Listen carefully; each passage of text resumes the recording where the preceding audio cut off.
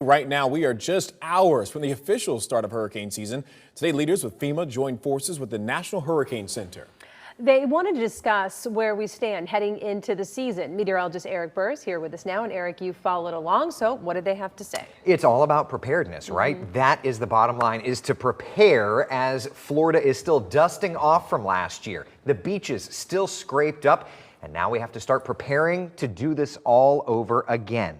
It was today that FEMA teamed up with leaders at the National Hurricane Center down in Miami to make sure that everyone is on the same page heading into the season. Before chatting, they even briefed the president on the state of affairs. Afterward, officials chatted with us and all media outlets around the country about the season ahead and what they're doing to try and serve us better. The National Hurricane Center Director Mike Brennan discussed the threats from a storm, each having their own personality, and how we just can't focus solely on the cone. Think about this. The hazards of the storm are what kill people.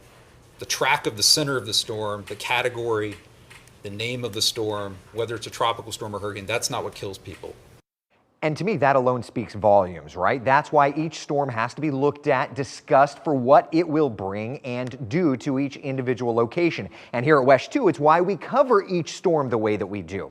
Director Brennan also touted new model data that has allowed them to really hone in on their intensity forecasting and storm surge forecasting, two of the most critical areas, but two areas that they've struggled to improve on until recent years. Okay, that said, going forward, FEMA also talked to us today discussing how they're working forward, learning from Ian and Nicole to bring services to the communities hardest hit, to the communities, so that the folks don't have to work harder to get support. They want to continue to be very proactive so that after a storm, it's a little easier for those folks to recover.